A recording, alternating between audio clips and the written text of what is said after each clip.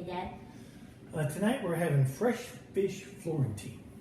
It's a mouthful. It is a mouthful, and hopefully there's going to be lots of mouthfuls. Okay, so where's the fish coming from?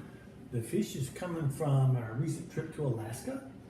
We have fresh halibut that was caught last Friday. Okay, so say you don't have halibut, what can you use instead?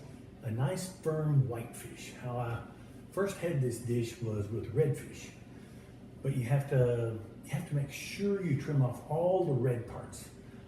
So that's collecting blood, and it makes the fish have a real strong flavor. Okay. And what's so great about this dish? It has the most incredible fresh flavor. Fresh fish served over a bed of fresh spinach. It's amazing. Well, cool. Let's get started. All right.